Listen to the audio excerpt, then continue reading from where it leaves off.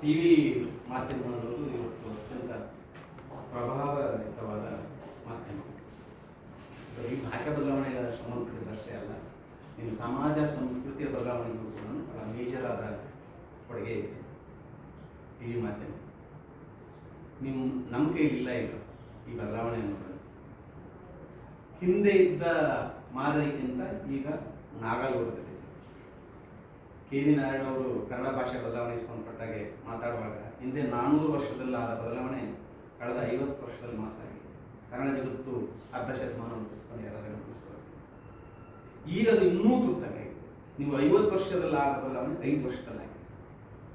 ಈ ಎಲ್ಲ ಬದಲಾವಣೆಗಳಿಗೂ ವ್ಯಕ್ತಿಗತ ಕಾರಣ ಅಲ್ಲ, ಅದಕ್ಕೆ ಏನು ಜಾಗತಿಕ ಮಟ್ಟದ ಕಾರಣಗಳಿದೆ. ಆ ಹಿನ್ನೆಲೆಯಲ್ಲಿ ನಾವು ನೋಡಬೇಕಾಗಿದೆ. ಭಾಷೆಯ ಶುದ್ಧದ ಪರಿಕಲ್ಪನೆ ಬಗ್ಗೆ ಬಹಳ ಚರ್ಚೆ ಆಗಿದೆ. ಭಾಷೆ ಶುದ್ಧ ಅನ್ನೋದಿಲ್ಲ, ನಾವು ಮಡಿವಂತಿಕೆ ಅನ್ನೋದು ಮಾತಾಡ್ತಾ ಇದ್ದೀವಿ. ಇನ್ನೊಂದು ಇವರು ಶ್ರೀಮಂತಿಕೆ, ಸುಮಾರು ಜನ ಬಳಸಿದ್ರು ಕನ್ನಡ ಶ್ರೀಮಂತಿಕೆ ಇದೆ. ಯಾವ ಭಾಷೆ ಶ್ರೀಮಂತಿಕೆ ಇಲ್ಲ? ಇನ್ನೊಂದು ಬಳಸುವ ನಮ್ಮ ಆಂಜನೇಯ ರೆಡ್ಡಿ ಅವರು ಜಿಲೇಬಿ ಭಾಷೆಯಲ್ಲಿ ನಿಂತಿರೋರು. ಕನ್ನಡದ ಸಾಲುಗಳು ಏನು ಮುತ್ತಿನ ಹಾರಗಳಿದ್ದಂಗೆ. ಈ ಎಲ್ಲರೂ ಅವ್ರ ಭಾಷೆ ಮುತ್ತಿನ ಹಾರಗಳು. ನನಗೂ ಮಾತ್ರ ಹಂಗೆ ಕಾಣಿಸ್ತದೆ ನಾವು ಬಳಸೋದ್ರಿಂದ. ಹಾಗಾಗಿ ಇನ್ನೊಂದು ಭಾಷೆ ಬಗ್ಗೆ ನಾವೇನು ಮಾತಾಡಬೇಕಾಗಿಲ್ಲ. ಬಟ್ ಆದರೆ ಭಾಷಾ ಬದಲಾವಣೆಗೆ 2 ಮೇಜರ್ ಕಾರಣಗಳಿರ್ತವೆ. ಒಂದು ಸಾಮಾಜಿಕವಾದ, ಅದು ಜಾಗತಿಕ ಮಟ್ಟ. ಇನ್ನೊಂದು ಬಹಳ ಮುಖ್ಯವಾದ ಪ್ರಭುತ್ವದಲ್ಲಿ. ನಾವು ಆ ಹಿನ್ನೆಲೆಯಲ್ಲಿ ಯೋಚನೆ ಮಾಡಬೇಕಾಗಿದೆ. ಕನ್ನಡ ಭಾಷೆ ಹೇಗೆ ಬಳಸಬೇಕು ಅನ್ನೋದನ್ನ ನಿರ್ದೇಶನಗಳು ಈಗ ಪ್ರಭುತ್ವದಿಂದ. ಯಾರಾದರೂ 2020ರಲ್ಲಿ ಕೇಂದ್ರ ಸರ್ಕಾರದಿಂದ ಬಂದಿರುವಂಥ ಆದೇಶವನ್ನು ನೀವು ನೋಡಿದ್ರೆ ಭಯ ಆಗುತ್ತೆ. ನೀವು ಹಿಂದಿ ಭಾರತದಲ್ಲಿ ಹೇಗೆ ಬಳಸಬೇಕು ಅನ್ನೋದು ನಿರ್ದೇಶನಗಳಿವೆ. ಆ ನಿರ್ದೇಶನದಲ್ಲಿ ಭಾರತದ ರಾಜ್ಯಗಳನ್ನು 3 ಬಗೆಯ ರಾಜ್ಯಗಳನ್ನಾಗಿ ವಿಂಗಡಿಸ್ತಾರೆ. ಹಿಂದಿ ರಾಜ್ಯಗಳು, ಹಿಂದಿಗೆ ಪೂರಕವಾದ ರಾಜ್ಯಗಳು, ಹಿಂದಿಯೇತರ ರಾಜ್ಯಗಳು. ಈ 3 ಬಗೆಯ ರಾಜ್ಯಗಳಲ್ಲಿ ಕನ್ನಡ ಹೇಗೆ ಬಳಸಬೇಕು, ಆ ಕನ್ನಡ ಹಿಂದಿ ಹೇಗೆ ಬಳಸಬೇಕು ಅನ್ನೋ ನಿರ್ದೇಶನ ಇದೆ. ನಾವು ಇಲ್ಲಿದ್ರೂ ಕೂಡ ನೀವು ಕೇಂದ್ರ ಸರ್ಕಾರ ಜೊತೆಗೆ ಅದು ಈಸಿದೆಗೆ ನೀವು ಮಾತಾಡಬೇಕಾದ್ರೆ ಅಲ್ಲಿಂದ ಬಂದ ಹಿಂದಿ ಪತ್ರಕ್ಕೆ ಹಿಂದಿಯಲ್ಲಿ ಉತ್ತರ ಕೊಡಬೇಕು ಅಂತಿದೆ. ಹಿಂದಿಗೆ ಪೂರಕವಾದ ರಾಜ್ಯಗಳ ಜೊತೆಗೂ ನೀವು ಹಿಂದಿಯಲ್ಲಿ ಸಂಪರ್ಕಿಸಬೇಕು ಅಂತಿದೆ. ಹಿಂದಿಯೇತರ ರಾಜ್ಯಗಳಿವೆ ಅಲ್ಲ, ಕರ್ನಾಟಕ ಮತ್ತು ತಮಿಳುನಾಡು ಇದೆ, ಕರ್ನಾಟಕ ಮತ್ತು ಕೇರಳ ಇದೆ, ಆಂಧ್ರ ಇದೆ, ಅಲ್ಲೇನು ಹಿಂದಿ ಇಲ್ಲ. ಆದರೆ ಆ ರಾಜ್ಯಗಳ ಜೊತೆಗೂ ನೀವು ಸಂಪರ್ಕಿಸಬೇಕಾದ್ರೆ, ಸಂವಹನಗೊಳಿಸಬೇಕಾದ್ರೆ, ಆಡಳಿತಾತ್ಮಕ ಚಟುವಟಿಕೆ ನಡೆಸಬೇಕಾದ್ರೆ ಸುಮಾರು 40% ಅಷ್ಟು ಹಿಂದಿನೇ ಬಳಸಬೇಕು ಅಂತ ನಿರ್ದೇಶನ ಇದೆ. ಈ ಪ್ರಭುತ್ವದ ನೆಲೆಯಲ್ಲಿ ಇನ್ನೂ ಒತ್ತಡ ಜಾಸ್ತಿ ಕಂಪಲ್ಸರಿ ಮಾಡಿದ್ರೆ ಕನ್ನಡದಕ್ಕೆ ಆತಂಕ. ಅಷ್ಟಾಗಿನೂ ಆತಂಕ ಇದೆಯಾ? ಇಲ್ಲ. ಅದ್ರ ಸರ್ವೈವಲ್ ಪ್ರಶ್ನೆ ತನ್ನ ತಾನು ಮಾಡ್ಕೊಳ್ತಾರೆ. ನಾವೀಗ ಒಳಗಡೆ ಬರೋ ಪದಗಳ ಮೂಲಕ ಒಂದು ಭಾಷೆ ಹಾಳಾಯ್ತು ಅಂತ ಹೇಳಲ್ಲ. ಹಾಗೆ ಬಳಸುವಾಗ ಹೇಗೆ ಬಳಸ್ಕೊಂಡಿದೆ ಅನ್ನೋದು ಭಾಳ ಇಂಪಾರ್ಟೆಂಟ್. ನಾವು ಅದಕ್ಕೇನೆ ಅವಾಗಲೇ ಸ್ವಲ್ಪ ನಿಲ್ಲಿಸ್ಬೇಕು ಅಂದ್ಕೊಂಡೆ.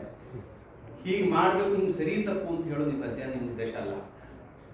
ಏನಾಗ್ತಿದೆ ಅಂತ ನೀವು ಒಂಚೂರು ಪರಿಶೀಲಿಸಿ ಅದ್ಮೇಲೆ ನಿಮ್ಮ ಕಾಮೆಂಟ್. ಹೀಗೆ ಮಾಡಬೇಕಾಗಿತ್ತು ಅನ್ನೋದು ನಮ್ಮ ಕೈಲಿಲ್ಲ, ಅಲ್ಲಿ ಹೇಗೆ ಬಳಸಬೇಕು ಅನ್ನೋದು ಅವ್ರ ಕೈಲೂ ಇಲ್ಲ. ಆದರೆ ಹಿಂದೆ ಇದ್ದ ಮಾದರಿಯನ್ನ ಈಗ ಬದಲಾಗಿದೆ. ಹಿಂದೆ ಕೆಲವು ಕಟ್ಟುಪಾಡುಗಳಿತ್ತು. ಉದಾಹರಣೆಗೆ ಪತ್ರಕರ್ತರಲ್ಲ, ನಿಮಗೆ ಪ್ರಜಾವಾಣಿ, ಕನ್ನಡಪ್ರಭ ಮತ್ತು ಬೇರೆ ಆಗಿದ್ದಂಥ ಸಂಯುಕ್ತ ಕರ್ನಾಟಕ 4 ಮೇಜರ್ ಪತ್ರಿಕೆಗಳಿದ್ವಲ್ಲ, ಆ ಮೇಜರ್ ಪತ್ರಿಕೆಗಳನ್ನು ಒಂದು 50 ವರ್ಷದ ಹಿಂದಿನ ಪತ್ರಿಕೆಗಳು ನೋಡಿದ್ರೆ ಅಥವಾ 30-40 ವರ್ಷದ ಹಿಂದಿನ ಪತ್ರಿಕೆಗಳು ನೋಡಿದ್ರೆ ಅದೊಂದು ಮ್ಯಾನ್ಯುವಲ್ ಇತ್ತು, ಹೇಗೆ ಬಳಸಬೇಕು ಅಂತ. ಸ್ಟೈಲ್ ಶೀಟ್ ಅಂತ ಹೇಳ್ತೀವಿ. ಹೌದು, ಸ್ಟೈಲ್ ಶೀಟ್. ನಿಮಗೆ ರೂ ಅನ್ನೋದನ್ನ ದೀರ್ಘ ಬಳಸಬೇಕಾ, ಹ್ರಸ್ವ ಬಳಸಬೇಕು ಅನ್ನೋದ್ರ ಬಗ್ಗೆ ಕನ್ನಡಪ್ರಭ ಮತ್ತು ಪ್ರಜಾವಾಣಿ ಬಹಳ ಚರ್ಚೆ ಆಗಿದೆ. ಪ್ರತಿ ದಿವಸ ರಾತ್ರಿಗೆ ನೀವು ಅದನ್ನ ಏನು ಬಳಸಬೇಕು, ಯಾವ ಪದ ಸರಿ ತಪ್ಪು ಅನ್ನೋದ್ರ ಬಗ್ಗೆ ಎಡಿಟೋರಿಯಲ್ ಚರ್ಚೆಯಾಗಿ ಆಮೇಲೆ ಹೊರಗಡೆ ಬರ್ತಾ ಇದೆ. ಈಗ ಆ ಥರದ ಸಂದರ್ಭಗಳಿಲ್ಲ, ಅದು ಅವ್ರ ಕೈಲೂ ಇಲ್ಲ. ಯಾಕೆಂದ್ರೆ ತುರ್ತಾಗಿ ನಾವು ಎಲ್ಲರಿಗಿಂತ ಮುಂಚೆ ನಮ್ಮ ಮಾಹಿತಿ ಕೊಡಬೇಕು. ಅದ್ರ ಹಿಂದೆ ಅದು ಇಂಡಸ್ಟ್ರಿ ಆಗಿರೋದ್ರಿಂದ ಅದೊಂದು ಈಗ ಪತ್ರಿಕಾ ಮಾಧ್ಯಮ ಬರೋದಿಲ್ಲ. ಅದೇಕೆ ನಾವು ಯಾವ್ಯಾವ್ದು ಹೇಳ್ತೀವೋ, ಮೆಡಿಕಲ್ ಕೂಡ ಇಂಡಸ್ಟ್ರಿ. ನಮ್ಮ ದೇವಿ ಶಕ್ತಿ ಅನ್ನೋ ಬಗ್ಗೆ ನಾವು ಭಾಳ ಕೋಪ ಬರ್ತದೆ. ಮೊದಲ ಬಾರಿಗೆ ಅವರು ಮೆಡಿಕಲ್ ಇಂಡಸ್ಟ್ರಿ ಅಂತ, ಅದೊಂದು ಸರ್ವಿಸ್ ಸೆಕ್ಟರ್. ಸಮಾಜ ಸೇವೆ ಇರುವಂತ ಜಾಗವನ್ನ ಇಂಡಸ್ಟ್ರಿ ಇಂಡಸ್ಟ್ರಿ ಆಗುತ್ತೆ Education industry.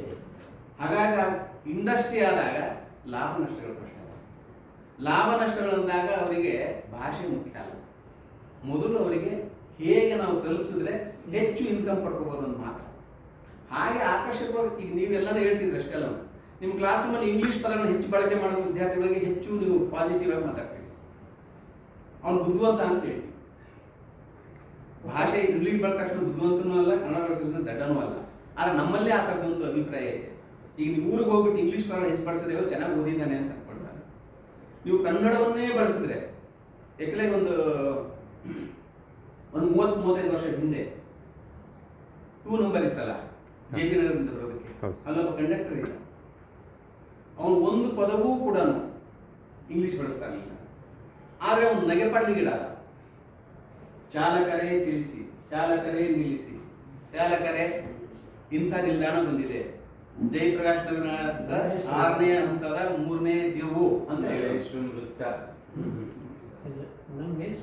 ಈಗ ಆ ತರದ ಅಂದ್ರೆ ನಿಮ್ಗೆ ನಂಬಿಕೆ ಇಲ್ಲ, ಬೇಕಾದ ಮಾರ್ಕ್ಸ್ಪಡಿಸ್ಬೋದು. ಅದಕ್ಕೆ ಕನ್ನಡಕ್ಕೊಂದು ಶಕ್ತಿ ಇರೋದು, ಕನ್ನಡ ಅಂತಲ್ಲ ಎಲ್ಲಾ ಭಾಷೆಗಳು ಶಕ್ತಿ. ನಮ್ಮಲ್ಲಿ ರಾಮೇಗೌಡರು ಇದ್ರು ಸರ್, ಕನ್ನಡದಲ್ಲೇ ಮಾತಾಡ್ತಾರೆ. ಅದು ತಪ್ಪಂತಲ್ಲ, ಅದೇ ಆ ಥರ ಪ್ರಯತ್ನಗಳು ಆನ್ಲೈನಿಂದ ಸ್ಟಾರ್ಟ್ ಆಗಿದೆ ಅಂತ ಹೇಳ್ತಿದ್ದಲ್ಲ. ಮತ್ತೆ ಯಾವ ಸರಿ ತಪ್ಪು ಅನ್ನೋದನ್ನ ಕೇಸರಿ ಹೇಳಿಲ್ವೇ? ನೀವು ಎಷ್ಟೇ ಅಂತ ಒತ್ತಾಯ ಮಾಡಿದ್ರು ಉಳಿತದ ಹೇಳಕ್ ಬರಲ್ಲ. ಚಿತ್ರದುರ್ಗ ಸಾಹಿತ್ಯ ಸಮ್ಮೇಳನದಲ್ಲಿ ಎಲ್ ಬಸವರಾಜರು ಅಧ್ಯಕ್ಷರಾಗಿದ್ದಾಗ ಯಾವುದೇ ಕಾರಣಕ್ಕೂ ಬಿಡಕೂಡುದು ಅಂತ ನಿರ್ಣಯ ಮಾಡಿದ್ರು. ಉಳಿದಿದ್ದೇವರು ಜನಗಳು ತಮ್ಗೆ ಬೇಕಾದ ಇಟ್ಕೊಳ್ತಾರೆ, ಬೇಡವ್ರು ಬಿಸಾಕ್ತಾರೆ. ನಂಬಿಕೆ ಇಲ್ಲ ಅದು. ಹಾಗಾದ್ರೆ ಯಾಕೆ ಹಾಗ್ತದೆ ಅಂತ ನಾವು ಅಧ್ಯಯನ ಮಾಡ್ತೀವಿ. ಅದು ಉಳಿಬೇಕು ಅಂತ ಅಧ್ಯಯನದ ಉದ್ದೇಶ ಆಗಬಾರ್ದು. ಯಾಕೆ ಹಂಗಾಗ್ತಿದೆ? ಹಾಗಾಗಿ ಕನ್ನಡವನ್ನ ಹೇಗೆ ಬಳಸೋದ್ರ ಮೂಲಕ ಕನ್ನಡ ಉಳಿಸಬಹುದು ಅನ್ನೋದ್ರ ಮೇಲೂ ಇದೆ. ಈಗಾಗಲೇ ಆ ಥರ ದೊಡ್ಡ ಮಾಡ್ತಾ ನಡೀತಾ ಇದೆ ಸರ್. ಶಂಕರ್ ಭಟ್ರು ಏನ್ ಮಾಡಿದ್ದಾರೆ? ಆ ಶಂಕರ್ ಭಟ್ರು ಹಂಗೆ ಹೇಳೋದಕ್ಕೊಂದು ಕಾರಣ ಇದೆ. ಇಂಗ್ಲಿಷ್ ಪದಗಳು ಯಾವ್ದು ಬಳಸ್ಬೇಕು, ಯಾವ್ದು ಬಿಡಬೇಕು. ನಮಗೆ ಇಂಗ್ಲಿಷ್ ಅಂತ ಬಳಸುವಲ್ಲಿ ಕನ್ನಡ ಪದ ಬಳಸುವಾಗ ಸಂಸ್ಕೃತ ಬಳಸ್ತೀವಿ. ಅದು ನಮ್ಗೆ ಸಂಸ್ಕೃತ ಅಂತ ಅನ್ಸಲ್ಲ. ನೀವು 25-30 ವರ್ಷದ ಹಿಂದಿನ ಎಲ್ಲ ನಮ್ಮ ಪುಸ್ತಕ ತೆಗೆದು ನೋಡಿದ್ರೆ ಅತ್ಯುತ್ತಮವಾದ ಬರಹ ಅಂತ ಯಾರು ಹೇಳ್ತಾರೆ ಅದೆಲ್ಲವೂ ಸಂಸ್ಕೃತಮಯವಾದ. BRN ಪುಸ್ತಕ ತಗೊಳ್ಳಿ, ಯಾರು ಬೇಕಾದ್ರೆ ತಗೊಳ್ಳಿ, ಅನ್ನೊಂದು ಪುಸ್ತಕ ಯಾರು ಪುಸ್ತಕ ತಗೊಳ್ಳಿ, ಅತ್ಯಂತ ಸಂಸ್ಕೃತ ಭೂಯಿಷ್ಠವಾದ ಶುದ್ಧ ಪರಿಕಲ್ಪನೆ ನಮ್ಮ ಕೈಲಿಲ್ಲ. ಈಗ ನಾವು ಹೇಳ್ತೀವಿ ಅವ್ರಿಗೆ ಅಕಾರ ಹಕಾರ ಬರಕ್ಕೆ ಬರಲ್ಲ, ನಿಮ್ಮಲ್ಲೂ ಇವೆ. ತಗೊಂಡು ತುಂಬಾ ಸಾಹಿತ್ಯಗಳಿವೆ. ಯಾಕಂದ್ರೆ ಸಂಶೋಧನಾ ವಿದ್ಯಾರ್ಥಿ ಅದನ್ನ ಬಹಳ ಅಚ್ಚುಕಟ್ಟಾಗಿ ನೋಡ್ಬೇಕು. ಮತ್ತೆ ಆ ಕಡೆ ವಿಷಯ ಬೇರೆ ಕಡೆ ಹೋಗ್ತದೆ. ಮೇಜರ್ ಆಗಿ ಇದ್ರ ಮೇಲೆ ಒಂದಷ್ಟು ಕೆಲವು ಕಾಮೆಂಟ್ ಮಾಡ್ಬೇಕು ಅಂತ ಅನಿಸ್ತದೆ. ಒಂದು, ಈ ಸಬ್ಜೆಕ್ಟ್ ಚೆನ್ನಾಗಿದೆ, ಆದರೆ ಇದನ್ನು ತಾತ್ವಿಕವಾಗಿ ಮತ್ತು ತಾಂತ್ರಿಕವಾಗಿ ಕೆಲವು ಸಮಸ್ಯೆಗಳಿಂದ ಅದನ್ನು ಬಗೆಹರಿಸಬೇಕು. ನಿಮ್ಮ ಅಂಕಿಅಂಶಗಳ ಹಿನ್ನೆಲೆಯಲ್ಲಿ ಬಹಳ ಅದ್ಭುತವಾಗಿ ಅದನ್ನು ಚರ್ಚೆ ಮಾಡಿದ್ದೀವಿ. ಅದ್ರ ಬಗ್ಗೆ ಏನೇನು ರಿಸಲ್ಟ್ ಬಂದಿದೆ ಅದೆಲ್ಲವೂ ಕೂಡ ಸೂಕ್ಷ್ಮವಾದ ವಿಶ್ಲೇಷಣೆಗಳು ನಡೆಸಿದ್ದೀವಿ. ಆದರೆ ಅನ್ನೆಸರಿ ಆಗಿರುವಂಥದ್ದು ತುಂಬ ಒಳಗೆ ತಂದಿದೆ. ಇದನ್ನು ಸಂಶೋಧನಾ ಮಾಪನ ಬಂದಾಗಿರೋದ್ರಿಂದ ಕನ್ನಡ ಭಾಷೆಯ ಹುಟ್ಟು ಬೆಳವಣಿಗೆ ಅದರ ಉಪಭಾಷೆಗಳಿಗೆ ಬೇಕಾಗಿಲ್ಲ. ಇದು ಸಂಶೋಧನಾ ಮಾಪನ. ನೀವು ಯಾರಿಗೂ ಹೇಳಬೇಕಾಗಿಲ್ಲ, ಈಗಾಗಲೇ ಗೊತ್ತಿರೋರಿಗೆ ಮಾಡಬೇಕಾಗಿದೆ. ಇದನ್ನು ಕನ್ನಡ ಭಾಷೆ ಗೊತ್ತಿದೆಯಲ್ಲ ತಿಳ್ಕೊಳ್ಳೋರಿಗೆ ಈ ಮಾಪನ ಅಲ್ಲ. ಹಾಗಾಗಿ ನಾವು ಸಂಶೋಧನಾ ವಿದ್ಯಾರ್ಥಿಗಳು ಆ ಥರದ ಬೇಸಿಕ್ ಆಗಿ ಚರ್ಚೆ ಮಾಡಬೇಕು. ಅಂಥದ್ದು ತುಂಬ ಇದೆ, ಅಂಥದ್ದು ಬೇಕಾಗಿಲ್ಲ. ಎರಡನೇ, ನಾವು ಅದನ್ನು ತಾತ್ವಿಕವಾಗಿ ಹೇಗೆ ಮಂಡಿಸ್ತೀವಿ ಅಂತ. ಈಗ ನೀವು ಮೇಜರ್ ಆಗಿರೋದು ಟಿವಿ ಮಾಧ್ಯಮ ಕನ್ನಡ ಭಾಷೆ ಮತ್ತು ಮಹಿಳೆಯ ಅಸ್ತಿತ್ವ ಅಂತಿದೆ. ಟಿವಿ ಮಾಧ್ಯಮನೇ ಮೇಜರ್ ಆಗಿದೆ. ಅದಕ್ಕೆ ಪೂರಕವಾಗಿ ಮಾತ್ರ ನೀವು ತಗೊಂಡು ಅಂತ ಹೇಳ್ತೀರಿ, ಬಟ್ ಮೇಜರ್ ಚರ್ಚೆ ಆಗೋಗಿದೆ. ಹಾಗೆ ಟೇಕ್ಲೇಜ್ ಬದಲಾಗಬೇಕಾಗಿದೆ. ಯಾವುದು ಪ್ರಿಂಟ್ ಮೀಡಿಯಾ ತಗೊಂಡಿದ್ದೀವಿ, ರೇಡಿಯೋ ಮೀಡಿಯಾ ತಗೊಂಡಿದ್ದೀವಿ ಮತ್ತು ದೂರದರ್ಶನ. ಇಷ್ಟು ಬಹಳ ಅದ್ಭುತವಾದ ಇದು ಆಯ್ಕೆ ಅದು. ನಿಮಗೆ ರೇಡಿಯೋ, ಮುದ್ರಣ ಮತ್ತು ದೂರದರ್ಶನ ಈ ಮೂರರ ಭಾಷೆ ಬಳಕೆ ವಿಧಾನವೇ ಬೇರೆ. ಅದ್ರ ಮೇಲೆ ಎಷ್ಟು ಕಾನ್ಸಂಟ್ರೇಟ್ ಮಾಡಿಲ್ಲ ನೀವು. ನಿಮಗೆ ಈಗ ಎರಡನೇ ಹಂತದಲ್ಲಿ ದೂರದರ್ಶನದಲ್ಲೂ ಕೂಡ ಆರಂಭದ ಹಂತ ಈಗಂತ ತುಂಬಾ ವ್ಯತ್ಯಾಸ ಇದೆ. ಆರಂಭದಲ್ಲಿ ಈಗ ದೂರದರ್ಶನ ಚಂದನ ನೋಡ್ತಿದ್ರಲ್ಲ, ಚಂದನದ ಭಾಷೆಗೂ ಮತ್ತು ಉಳಿದರ ಭಾಷೆಗಳಿಗೂ ಯಾಕೆ ವ್ಯತ್ಯಾಸ ಇದೆ? ದೂರದರ್ಶನ ಇದು ನಮ್ಮ ರೇಡಿಯೋ ಮಾಧ್ಯಮಕ್ಕೂ ಮತ್ತು ಇತರ ಏನು ನಮ್ಮ ಬೇರೆ ರೇಡಿಯೋ ಚಾನಲ್ಗಳಿದೆಯಲ್ಲ ಅದಕ್ಕೆ ಯಾಕೆ ವ್ಯತ್ಯಾಸ ಇದೆ? ಅಥವಾ ಸ್ಟೈಲ್ ಮ್ಯಾನ್ಯಲ್ ಇದೆ. ನೀವು ಯಾವ ಪದಗಳು ಬಳಸಬೇಕು, ಹೇಗೆ ಬಳಸಬೇಕು ಅನ್ನೋದು ಒಂದು ಸೂಚನೆ ಇದೆ. ಹಿಂದೆ ವನಮಾಲಕ್ಷ್ಮಣದೆಲ್ಲೂ ಆಂಕರ್ ಕೆಲಸ ಮಾಡ್ತಿದ್ರಲ್ಲ, ಅಥವಾ ಈಗಲೂ ಕೂಡ ದೂರದರ್ಶನದಲ್ಲಿ ನೀವು ಹೇಗೆ ಬಳಸಬೇಕು, ಯಾವ ಪದಗಳು ಬಳಸಬೇಕು, ಎಷ್ಟು ಬಳಸಬೇಕು ಅನ್ನೋದನ್ನ ಅವರಿಗೆ ಸಿದ್ಧ ಮಾದರಿ ಹೊಂದಿದೆ. ಯಾಕೆಂದರೆ ನಮಗೆ ಅದನ್ನು ಪ್ರೆಸೆಂಟ್ ಮಾಡೋದಕ್ಕೆ ಹೊಸ ವಿಶೇಷ ಪದಕೋಶ ಬೇಕಾಗಿಲ್ಲ. ಅದನ್ನು ಪ್ರೆಸೆಂಟ್ ಮಾಡುವ ವಿಧಾನ ಮಾತ್ರ ಸರಿ. ಆದರೆ ದೂರದರ್ಶನ ನಿಮಗೆ ಈಗಿದೆಯಲ್ಲ, ಓಪನ್ ಚಾನಲ್ಗಳಿದೆಯಲ್ಲ, ನಿಮಗೆಲ್ಲೋ ಒಂದು ಕಡೆ ಹೋಗಿ ಸುದ್ದಿ ಮಾಧ್ಯಮದಲ್ಲಿ ಹೋಗ್ಬಿಟ್ಟು ಒಂದು ಮೈಕ್ ಹಿಡಿತಾರೆ ಮಾತಾಡಿ ಅಂತ, ಅಲ್ಲಿ ನಿಮಗೆ ಆ ಥರದ ಯಾವ ಮ್ಯಾನ್ಯಲ್ಸ್ ಬರಲ್ಲ, ಆಂಕರ್ಗೂ ಬರಲ್ಲ, ಅವ್ರಿಗೂ ಬರಲ್ಲ. ಎಷ್ಟೋ ಸಾರಿ ಕೆಲವು ಸರಿ ಮಾತಾಡೋಕೆ ಹೋಗ್ಬಿಟ್ಟು ಪದಗಳು ಚೇಂಜ್ ಆಗಿ ಇನ್ನೊಂದು ಪದ ಹಾಕಿ ಏನೋ ಮಾಡ್ತಾ ಇರ್ತಾರೆ. ಬಟ್ ಅದ್ರಲ್ಲಿ ಎಕ್ಸ್ಪೀರಿಯನ್ಸ್ ಆಗ್ತಾ ಆಗ್ತಾ ಆಗ್ತಾ ನಿರರ್ಗಳವಾಗಿ ಮಾತಾಡ್ತಾರೆ. ಅಲ್ಲಿ ಮಾತಾಡಬೇಕಾದಾಗ ಉಳಿದವರಿಗೆ ಹೆಚ್ಚು ಕಮ್ಯುನಿಕೇಟ್ ಆಗ್ತಿದೆಯಾ, ಆಕರ್ಷಣೆ ಇದೆ ಅಂತ ಮಾತ್ರ ಮುಖ್ಯ. ಆಕರ್ಷಣೆ ಇದೆ ಅಂದ ತಕ್ಷಣ ಅತ್ಯುತ್ತಮವಾದಂತನೂ, ಆಕರ್ಷಣೆ ಅಲ್ಲ ಅಂದಮೇಲೆ ಅದು ಅತ್ಯಂತ ಕಳಪೆ ಭಾಷೆ ಅಂತ ಹೇಳಕ್ ಬರಲ್ಲ. ಅದೆರಡು ಮಾದರಿ ಬೇರೆ. ನೀವೇನೂ ಇಲ್ಲದಿರುವಾಗ ಇನ್ನೊಬ್ಬರನ್ನು ಕಲ್ಪಿಸ್ಕೊಂಡು ಮಾತಾಡೋದಿದೆಯಲ್ಲ, ಯಾವುದು ಆಕಾಶವಾಣಿ, ಅದರ ವಿಧಾನ ಬೇರೆ. ಅದರಲ್ಲೂ ಬೇಕಾದಷ್ಟು ಮಾದರಿಗಳಿವೆ. ಅವೆಲ್ಲವೂ ಕೂಡ ನಿಮಗೆ ಪಾರ್ಟ್ ಆಫ್ ದಿ ಚರ್ಚೆ ಆಗಬೇಕಾಗಿತ್ತು. ದೂರದರ್ಶನದ ಒಳಗಡೆನೆ ಹಲವು ಮಾದರಿಗಳಿವೆ. ನಾ ಹೇಳಿದ್ನಲ್ಲ, ಒಂದು ಸಿದ್ಧ ಮಾದರಿ ಇದೆ. ನಿಮಗೆ ನ್ಯೂಸ್ ಓದಬೇಕಾದ್ರೆ ಒಂದು ಮ್ಯಾನ್ಯುವಲ್ ಇದೆ ಮತ್ತು ಒಂದು ರೇಟಪ್ ಇದೆ. ಆದರೆ ಅವನೇ ಅಥವಾ ಅವಳು ಹೊರಗಡೆ ಹೋದಾಗ ಚಾನಲಲ್ಲಿ ಅವರು ಬಿತ್ತರ ಮಾಡುವಾಗ ಅವರಿಗೆ ಆ ಸ್ಟೈಲ್ ಮ್ಯಾನ್ಯುವಲ್ ಅದು ಅಪ್ಲೈ ಆಗುತ್ತೆ. ಅಲ್ಲಿ ಬಳಸುವ ಭಾಷೆಗೂ ಅವರೇ ಆಂಕರ್ ಓದುವಾಗಲೂ ಅವರೇ ಹೊರಗಡೆ ಹೋಗಿ ಮಾತಾಡುವಾಗ ಯಾಕೆ ಚೇಂಜ್ ಆಯ್ತು, ಒಬ್ಬನೇ ಮಾತಾಡುವಾಗ ಯಾಕೆ ಚೇಂಜ್ ಆಯಿತು, ಈಗೆಲ್ಲ ಬಹಳ ಇಂಪಾರ್ಟೆಂಟ್ ಚರ್ಚೆಗಳು ಭಾಷಾ ಬದಲಾವಣೆ. ಅದರಲ್ಲೂ ಮಹಿಳೆಯ ಪಾತ್ರ ಇದೆಯಲ್ಲ, ಮಹಿಳೆ ಮತ್ತು ಪುರುಷರ ಭಾಷಾ ಬಳಕೆಯಲ್ಲಿ ವ್ಯತ್ಯಾಸಗಳಿದೆಯಾ, ವ್ಯತ್ಯಾಸದಲ್ಲಿ ಎಲ್ಲಿದೆ, ಯಾಕಿದೆ ಅನ್ನೋ ಚರ್ಚೆಯನ್ನು ಇದರ ಭಾಗ. ಇದು ಈ ತಾತ್ವಿಕ ಪ್ರಶ್ನೆಗಳು ಅದರ ಹಾಗೆ ಉಳಿದಿದೆ. ಎರಡನೇ, ತಾಂತ್ರಿಕ ಸಮಸ್ಯೆಗಳು ತುಂಬಾ ಇದೆ. ಇದಕ್ಕೊಂದು ಸಂಶೋಧನಾ ಚೌಕಟ್ಟು ಅನ್ನೋದು ಇನ್ನೂ ಅಚ್ಚುಕಟ್ಟಾಗುತ್ತೆ.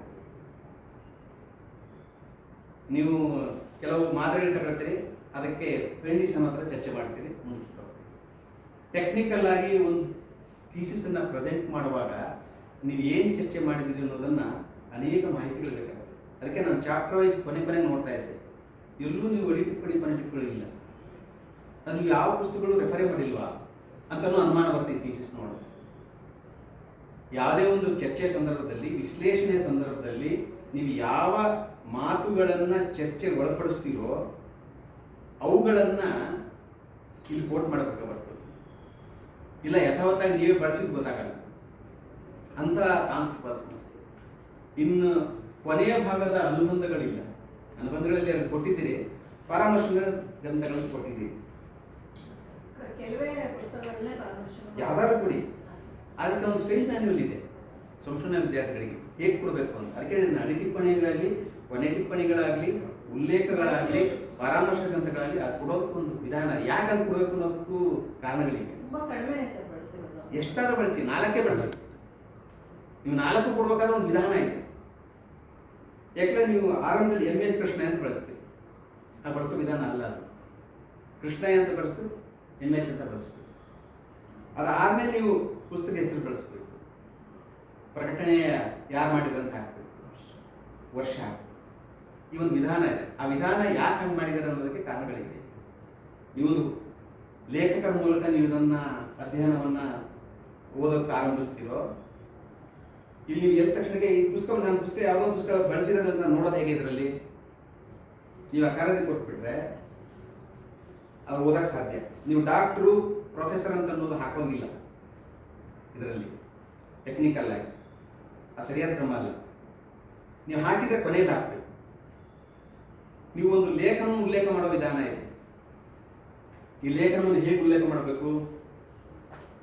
ಒಂದು ಪುಸ್ತಕದಲ್ಲಿ ಒಬ್ಬೊಂದು ಲೇಖನ ಇದ್ರೆ ಮೊದಲು ಲೇಖಕನ ಹೆಸರನ್ನ ಹಾಕಿ, ಆಮೇಲೆ ಲೇಖನ ಹಾಕಿ, ಆಮೇಲೆ ಪುಸ್ತಕದ ಹೆಸರು ಹಾಕಿ, ಅದನ್ನ ಸಂಪಾದಕರು ಯಾರು ಅಂತ ಹಾಕ್ತೀರಾ, ಅದು ವಿಧಾನ ಇದೆ. ಅದಕ್ಕೆ ನಾನು ಟಿಪ್ಪಣಿಗಳು ಅಂತ ಹೇಳ್ತಿದ್ದಲ್ಲ, ಫುಟ್ ನೋಟ್ಸ್ ಅಂತ. ಫುಟ್ ನೋಟ್ಸ್ ಯಾಕೆ ಹಾಕ್ತೀವಿ? ನಿಮ್ಮ ಚರ್ಚೆಯ ವಿಶ್ಲೇಷಣೆಗೆ ಒಳಪಡಿಸಿರುವಂಥ ತಾತ್ವಿಕ ಆಯಾಮಗಳು ಎಲ್ಲಿಂದ ಬಂದಿದೆ, ಎಲ್ಲಿಂದ ತಗೊಂಡಿದ್ದೀರಿ? ಈಗ ಅನೇಕ ಕಡೆ ಕೆಲವು ಕಡೆ ನೋಡ್ತಾ ಇದ್ದೆ, ಬಹಳ ಬೀಸುವಾದ ಹೇಳಿಕೆಗಳಿವೆ. ಆ ಥರದ ಹೇಳಿಕೆಗಳ ಅವಶ್ಯಕತೆ ಇಲ್ಲ. ನೋಡು, ಇಂದು ಸುದ್ದಿ ಮಾಧ್ಯಮಗಳು ಬಳಸುವ ಭಾಷೆಯಲ್ಲಿ ಇಂಗ್ಲಿಷ್ ಹೆಚ್ಚು ಬಳಕೆಯಾಗುತ್ತಿದೆ. ಸರಿ, ಆಯ್ತು. ನಿಮ್ಮ ಉದ್ದೇಶ ಏನು?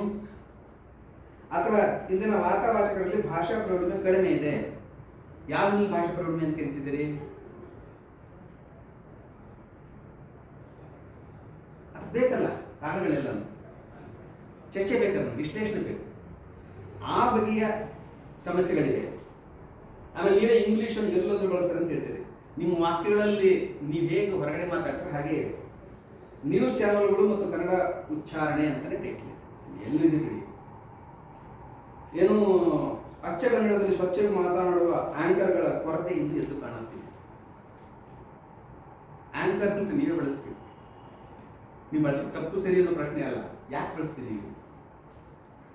ಈಗಾಗಲೇ ಅವ್ರು ಮಾತಾಡಿದ್ರು. ಅಂದರೆ ಟಿವಿ ಚಾನಲಲ್ಲಿ ಅಥವಾ ಆಕಾಶವಾಣಿಯಲ್ಲಿ ಅಥವಾ ಪತ್ರಿಕಾ ಮಾಧ್ಯಮದಲ್ಲಿ ಯಾಕೆ ಹಾಗೆ ಭಾಷಾ ಪ್ರಯೋಗ? ನಿಮ್ಗೆ ಎಷ್ಟೋ ಸರಿ ವಾಕ್ಯ ರಚನೆಯ ಮಾದರಿಗಳೇ ಬದಲಾಗ್ತವೆ. ಹಿಂದೆ ಟಿವಿ ನಾರಾಯಣ ಪ್ರಾರಂಭ ಚರ್ಚೆ ಮಾಡಿದ್ದಾರೆ. ದೇವೇಗೌಡರು ದೆಹಲಿಗೆ ದೌಡು, ಎಲ್ಲಿದೆ ವಾಕ್ಯ? ನಿಮ್ಗೆ ಅರ್ಥ ಆಗಲ್ವಾ?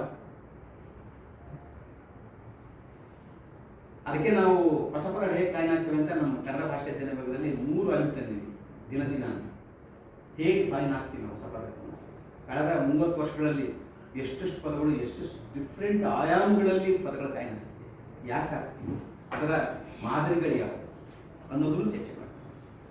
ಸ್ವಲ್ಪ ಆ ಥರದ ಭಾಷಿಕ ರಚನೆ ಹಿನ್ನೆಲೆಯಲ್ಲಿ ಅದಕ್ಕಿರುವಂಥ ಸಾಮಾಜಿಕ ಮತ್ತು ರಾಜಕೀಯ ಕಾರಣಗಳ ಹಿನ್ನೆಲೆಯಲ್ಲಿ ಚರ್ಚೆ ಮಾಡಿದರೆ ಇದಕ್ಕೆ ಬೇರೆ ಇನ್ನೊಂದು ಆಯಾಮಕ್ಕೆ ಹೋಗೋಕ್ಕೆ ಸಾಧ್ಯತೆ. ಇಷ್ಟಾಗಂತೆ ಚೆನ್ನಾಗಿಲ್ಲ ಅಂತ ಹೇಳ್ತಾ ಇಲ್ಲ, ಇಟ್ಸ್ ಫೈನ್, ಬಟ್ ಇನ್ನೂ ಅತ್ಯುತ್ತಮಗೊಳಿಸೋಕ್ಕೆ ಸಾಧ್ಯತೆ ಇದೆ. ಇದು ತಾತ್ವಿಕವಾಗಿ ಸ್ವಲ್ಪ ಪುಸ್ತಕ ಬರೋ ಅಷ್ಟೊತ್ತಿಗೆ ಅವ್ರು ಅದೆಲ್ಲ ಅಳವಡಿಸ್ಕೊಳ್ತೀವಿ, ಅಳವಡಿಸ್ಕೊಳ್ತಾರೆ. ಆ ಛಾತಿ ಇದೆ, ಅವ್ರಿಗೆ ಆ ಛಾತಿ ಇದೆ. ಇಲ್ಲ, ನಾನು ಕಂಡೀಷನ್ ಹಾಕಿದ್ದೀನಿ. ಅಧ್ಯಯನದುದ್ದಕ್ಕೂ ಅಕ್ಷರ ಸ್ಖಾಲಿತ್ಯಗಳು, ವ್ಯಾಕರಣ ದೋಷಗಳು ತುಂಬ ಇದೆ. ಅಧ್ಯಯನ ಶೀರ್ಷಿಕೆಯಲ್ಲಿ ಟಿವಿ ಮಾಧ್ಯಮವನ್ನು ಗುರುತಿಸಿಕೊಂಡಿರುವಂಥ ದ್ವಿತೀಯ ಆಕಾರವಾಗಿ ಪತ್ರಿಕೆ, ರೇಡಿಯೋ ಯಾಕೆ ಕಳಿಸ್ಕೊಂಡಿರೋ ಪ್ರಶ್ನೆ ಇದೆ. ಟಿವಿ ಮಾಧ್ಯಮದಲ್ಲಿ ಕನ್ನಡ ಭಾಷೆ ಮತ್ತು ಮಹಿಳೆಯ ಅಸ್ತಿತ್ವ ಒಂದು ವಸ್ತುನಿಷ್ಠ ಅಧ್ಯಯನವು ತಾಂತ್ರಿಕವಾಗಿ ಮತ್ತು ತಾತ್ವಿಕ PhD ಸಂಶೋಧನಾ ಮಹಾಪ್ರಬಂಧವೊಂದರ ಸಂಶೋಧನಾ ಚೌಕಟ್ಟಿಗೆ ಸೂಕ್ತವಾಗಿ ಅಳವಡಿಸಬೇಕಾಗಿದೆ. ಮೊದಲನೇ ಅಧ್ಯಯನದಲ್ಲಿ ಕನ್ನಡ ಭಾಷೆ ಕುರಿತಂತೆ ಅದು ಹೇಳಿದ್ದೀನಿ ನಾನು. ಅಂದರೆ ನಿಮ್ಮ ಕನ್ನಡ ಭಾಷೆಯ ಹುಟ್ಟು, ಬೆಳವಣಿಗೆ, ಅದನ್ನು ಪೇಜ್ ತುಂಬಿಸಿದಂಗೆ ಆಗಿದೆ ಅಷ್ಟೇ, ಬೇಕಾಗಿಲ್ಲ. ಯಾಕೆಲ್ಲ ನಿಮಗೆ 250 ಪುಟಗಳು ಇರಬೇಕು ಅಂತ ಅಲ್ಲ, ನಿಮ್ದೇನು ಸಾಲಿಡ್ ಆಗಿದೆ. ಮುಖ್ಯವಾದ ಅಪಾಯಗಳು ಏನಿದೆ ಅಂತ ಇವೆ. ನಾವು ಕನ್ನಡ ಯೂನಿವರ್ಸಿಟಿಯಲ್ಲಿ ಆರಂಭದಲ್ಲಿ 95, 96, 2000 ಒಳಗಡೆಗೆ ಆ ಥರ ಭಾಳ ದೊಡ್ಡ ಚರ್ಚೆ ಮಾಡಿದ್ವಿ. 25 ಪುಟ ಇದ್ರೆ ಯಾಕೆ PhD ಕೊಡಬಾರ್ದು? ಸೈನ್ಸಲ್ಲಿ ನಿಮ್ಗೆ 25 ಪುಟ ಒಂದು ಥಿಯರಿಗೆ ಒಂದು PhD ಕೊಡ್ತಾರೆ. ಹಾಗೆ ನಾವು ಮಾಡಿದಾಗ 25 ಪುಟ ಏನೂ ಇಲ್ಲ ಒಂದು ಕೊಟ್ಟು PhD ಥೀಸಿಸ್ ಸಬ್ಮಿಷನ್ ಮಾಡೋದು. ಆಮೇಲೆ ಫಾಂಟ್ ಸೈಜು 25 ಪುಟ ತುಂಬಿಸೋದಕ್ಕೆ 5 ಪುಟ ತುಂಬಿಸೋದಕ್ಕೆ 18 ಫಾಂಟ್ ಹಾಕ್ತದೆ. ಮೇಲೆ ಕೆಳಗಡೆ ಜಾಗ ಪುಟಗಳು ತಾನೆ, ಮೇಲೆ ಎಷ್ಟು ಬಿಡಬೇಕು ಅದಕ್ಕಿಂತ ಕಡಿಮೆ ಜಾಗ ಹಾಕ್ಬಿಟ್ಟು 25 ಪುಟ ಮಾಡ್ಬೋದು. ಅದಕ್ಕೆ ನಾವು ಇದನ್ನು ಕೊನೆ ಪಕ್ಷನಾದರೂ ಹಾಗೆ ಆಗದೇನೆ ಒಂದಷ್ಟು ವಿಸ್ತಾರವಾದ ಬಳಕೆ ತಂದ್ರಲ್ಲಾದರೂ ಸ್ವಲ್ಪ ಚರ್ಚೆ ಆಗಲಿ ಅನ್ನೋ ಕಾರಣಕ್ಕಾಗಿ 13 ಫಾಂಟ್ ಸೈಜ್ ಇರಬೇಕು. ಮೇಲೆ ಕೆಳಗೆ ಎಡಗಡೆ ಬರದಲ್ಲಿ ಇಷ್ಟು ಮಾತ್ರ ಸ್ಪೇಸ್ ಕೊಡಬೇಕು. ಪ್ರತಿ ಪುಟದಲ್ಲಿ 30 ಸಾಲುಗಳಿರಬೇಕು. ಕನಿಷ್ಠ 250 ಪುಟಗಳಿರಬೇಕು ಅಂತ ಮಾಡಿ. ಅದರ ಬಗ್ಗೆ ಅದರ ಪೂರಕವಾದ ಅಭಿಪ್ರಾಯ ನಮ್ದೇನಲ್ಲ. ಬಟ್ ಅದರ ಒಳಗಡೆ ನೀವು ಏನು ಚರ್ಚೆ ಮಾಡ್ತೀರಿ, ನಿಮ್ಮ ಸಂಶೋಧನಾ ವಿಷಯ ಏನಿದೆಯೋ ಅದಕ್ಕೆ ತಕ್ಕ ಹಾಗೆ ಸಾಲಿಡ್ ಆದ ವಿಶ್ಲೇಷಣೆಗೆ ಒಳಪಡಿಸ್ಬೇಕು. ಆವಾಗ ಆ ಥೀಸಿಸು ಇನ್ನೊಬ್ಬರು ಮತ್ತೆ ಮತ್ತೆ ರೆಫರ್ ಮಾಡ್ತಾರೆ. ಹಾಗಾಗಿ ನೀವು ಇಡೀ ಥೀಸಲ್ಲಿ ನೀವೆಲ್ಲೂ ಯಾವ ಪುಸ್ತಕ ರೆಫರೇ ಮಾಡಿ, ರೆಫರೆನ್ಸ್ ಪುಸ್ತಕ ಅಂತ ಬಿಟ್ಬಿಟ್ರೆ ಮೇಜರ್ ಚರ್ಚೆಗೆ ಎಲ್ಲೂ ಯಾವ ಪುಸ್ತಕ ಬಳಸ್ಕೊಂಡಿಲ್ಲ. ಆಮೇಲೆ ಕೊಡುವಾಗೆಲ್ಲೂ ತಪ್ಪು ಕೆಲವು ಎಂಟ್ರಿಗಳಿದೆ, ದಯವಿಟ್ಟು ಅದನ್ನು ಚೇಂಜ್ ಮಾಡಿ. ಕಲಾವತಿ GD ಅಲ್ಲ, BG Kalavati, CG Manjula, GC Manjula ಅಲ್ಲ. ಅಂಥವು ಮೇಜರ್ ತಪ್ಪುಗಳು ಆಗಬಾರ್ದು. ಅದು ನಮಗೆ ಭಾಳ ಏನು ಹೆಸರಲ್ಲಿ ಒಂದು ಇನ್ಸಿಲ್ ಹೆಚ್ಚು ಕಡಿಮೆ ಆದರೆ ಏನು ಅಂತ ನಮ್ಗೆ ಅನಿಸ್ತದೆ. ಬಟ್ ಅವರು ನೋಡೋರೆಲ್ಲ ನನ್ನ ಹೆಸರು ಗೊತ್ತಿಲ್ಲದೆ ಥೀಸಿಸ್ ಹೆಂಗೆ ಬರೀತಾರೆ ಅಂತ ಕೇಳ್ತಾರೆ. ಹಾಗೆ ನಾವು ಯಾವ ಒಂದು ಅಕ್ಷರವೂ ಕೂಡ ತಪ್ಪದಾಗ ಮಾಡ್ತೀವಿ. ಅಕ್ಷರ ಕಾಲೇಜುಗಳು ಅತ್ಯಂತ ನಿಮ್ಮ ಅಧ್ಯಯನಕ್ಕೆ ತಪ್ಪಾಗಿ ಗ್ರಹಿಸುವ ಸಾಧ್ಯತೆಗಳಿರ್ತದೆ ನಮ್ಮ ಸ್ಪೆಲ್ಲಿಂಗ್ ಮಿಸ್ಟೇಕ್ಸ್ಗಳಿಂದ. ಅದು ಯಾವ ಅಧ್ಯಯನ ನೀವು ಥೀಸಿಸ್ ಅನ್ನೋದು ಮತ್ತೆ ಇನ್ನೇನು 5-6 ವರ್ಷ ಕೆಲಸ ಮಾಡಿರ್ತೀವಿ. ಪುಟವು ಅಕ್ಷರ ನೋಡ್ಬೇಕಾರೆ ಅವೆಲ್ಲ ನೋಟ್ ಮಾಡಬೇಕು. ಎಲ್ಲರೂ ಹೇಳ್ತಾರೆ ಏನಿಲ್ಲ ಕೊನೆಗೆ 3 ತಿಂಗಳು ಕುತ್ಕೊಂಡು ಬರ್ದು ಮುಗಿದೋಗ್ತದೆ ಅಂತ. ಭಾಳ ಕಳಪೆ ಆಗ್ತದೆ ಅವ್ರು. ನಿಮ್ಗೆ ಆಮೇಲೆ ಒಂದು 10 ವರ್ಷ ಆದಮೇಲೆ ಎಂತ 3 ತಿಂಗಳ ಕೆಲಸ ಮಾಡಿದೆ ಅಂತ ಅನಿಸ್ತದೆ. ನಾನು ಅವರಿಗೆ ಒಂದು ಸ್ವಲ್ಪ ಕೂತಿದ್ರೆ ಎಷ್ಟು ಚೆನ್ನಾಗಿ ಆಗ್ತಿತ್ತು ಅಂತ. ಆ ಥರದ ತಪ್ಪುಗಳು ಮಾಡಿ ಥೀಸಿಸ್ ಚೆನ್ನಾಗಿದೆ, ಆದರೆ ಅದನ್ನು ಆಂತರಿಕ ಒಳ ಸತ್ವ ಎಷ್ಟು ಮುಖ್ಯವೋ ಅದರ ಬಾಹ್ಯ ರೂಪ ಕೂಡ ಅಷ್ಟೇ ಮುಖ್ಯ. ಬಾಹ್ಯ ರೂಪ ಅಂದರೆ ನಾನು ಕವರ್ ಪೇಜ್ ಹೇಳ್ತಾ ಇದ್ದೆ, ಅದಕ್ಕೊಂದು ತಾಂತ್ರಿಕ ಚೌಕಟ್ಟಿದೆ. ಆ ತಾಂತ್ರಿಕ ಚೌಕಟ್ಟು ಕೂಡ ನೀವು ಹೇಗೆ ಪ್ರೆಸೆಂಟ್ ಮಾಡ್ತೀರಿ ಅಂತ ಅನಿಸ್ತದೆ. ಅದಕ್ಕೆ ಉಲ್ಲೇಖಗಳಲ್ಲಿ ಸಾಕಷ್ಟು ವಿಧಾನಗಳಿವೆ. ನೀವೊಂದು ಉಲ್ಲೇಖವನ್ನು ಮಾಡಿದ್ರೆ ಕೇವಲ ಆ ಪುಸ್ತಕ ಲೇಖಕರು ಮಾತ್ರ ಉಲ್ಲೇಖ ಮಾಡ್ತೀರಾ? ಸಾಮಾನ್ಯವಾಗಿ ನನ್ನಲ್ಲಿ ಅಡಿಟಿಪ್ಪಣಿಗಳಲ್ಲಿ ಉಲ್ಲೇಖಗಳೆಲ್ಲನೂ ಲೇಖಕನ ಹೆಸರು, ಆ ಪುಸ್ತಕ, ಪ್ರಕಟಣೆ, ವರ್ಷ, ಪುಟ ಸಂಖ್ಯೆ ಇರ್ತದೆ. ಇನ್ನು ಸ್ವಲ್ಪ ವಿಸ್ತರಿಸಿದ್ರೆ ನೀವು ಚರ್ಚೆಯ ಭಾಗವಾಗಿ 4 ಸಾಲು ತಗೊಂಡ್ರೆ ಆ 4 ಸಾಲು ಇರ್ತದೆ. ಅದ್ರ ಜೊತೆಗೆ ಲೇಖಕ, ಪುಸ್ತಕ, ಪ್ರಕಟಣೆ, ಯಾರು ಮಾಡಿದ್ದಾರೆ, ವರ್ಷ, ಪುಟ ಸಂಖ್ಯೆ ಇರ್ತದೆ. ಇನ್ನೂ ವಿಸ್ತರಿತವಾದ ಅಂದರೆ ಒಬ್ಬ ಅಧ್ಯಯನಕಾರ ಈ ಥೀಸಿಸ್ ನಾನು ಓದ್ತಾ ಇರುವಾಗ ನೀವು ಚರ್ಚೆ ಮಾಡುವ ವಿಷಯವನ್ನ ಇನ್ನೂ ವಿಸ್ತಾರವಾಗಿ ನೀವು ಅಧ್ಯಯನ ಮಾಡಿದ್ದೀನಿ ತಿಳ್ಕೊಳ್ಳೋದಕ್ಕೆ ಇನ್ಯಾರೋ ಒಬ್ಬ ಲೇಖಕನ ಮಾಹಿತಿಯನ್ನು ನಿಮ್ಮ ಅಧ್ಯಯನ ಸಂದರ್ಭದಲ್ಲಿ ಸಾರಾಸಕ್ತಾಗಿ ಒಂದಷ್ಟು ನಿಮಗೆ ಕನ್ವಿನ್ಸ್ ಆಗುವಷ್ಟು ವಿಸ್ತಾರವಾದ ಟಿಪ್ಪಣಿ ಕೂಡ ಇರ್ತದೆ. ನೀವು ಯಾರಾದ್ರೂ ನೋಡಿದ್ರೆ ಶೆಟ್ಟರ್ ಗಿಟ್ಟರ್ ಹೇಗೆ ಕೊಡ್ತಾರೆ ಅಂತ ನೋಡ್ಬಂದು ಎಷ್ಟು ಶೆಟ್ಟರ್ಸ್. ಅದಕ್ಕೆ ನೀವು ಗಡಿ ಟಿಪ್ಪಣಿ ಅನ್ನೋದನ್ನು ನಿಮ್ಮ ಅದೇ ಕೊಡೋ ವಿಧಾನ ಒಂದಿದೆ, ಕೊನೆ ಟಿಪ್ಪಣಿ ಆದರೆ ನಿಮ್ಮ ಅಧ್ಯಯನದ ಕೊನೆಯಲ್ಲಿ ಕೊಡೋದಿದೆ. ಈಗ ಕೊಡುವಾಗ 3-4 ವಿಧಾನದಲ್ಲಿ ಕೊಡ್ತೀವಿ. ಆ 3-4 ವಿಧಾನದಲ್ಲಿ ಕೊಡುವಾಗ ನಿಮ್ಮ ಚರ್ಚಿತ ವಿಷಯವನ್ನು, ವಿಶ್ಲೇಷಣೆ ಮಾಡುವ ವಿಷಯವನ್ನು ಮತ್ತಷ್ಟು ಸಮರ್ಥನೆಗೆ ಅವು ಲೇಖಗಳು ಕಾರಣ ಆಗ್ತವೆ.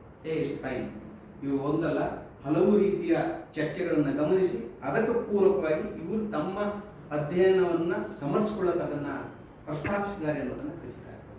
ಇಲ್ಲ ಅಂದರೆ ನಿಮಗೆ ಏನಾಗ್ತದೆ ಅಂದರೆ ಎಲ್ಲವನ್ನು ಯಾರ್ದಾರ್ದು ಇದರಲ್ಲಿ ಯಾವುದೋ ಭಾಗ ಒಂದು ಇರ್ಬೋದು, ನಿಮ್ದು ಇದೇ ಅಂತ ಹೇಳ್ತಿಲ್ಲ.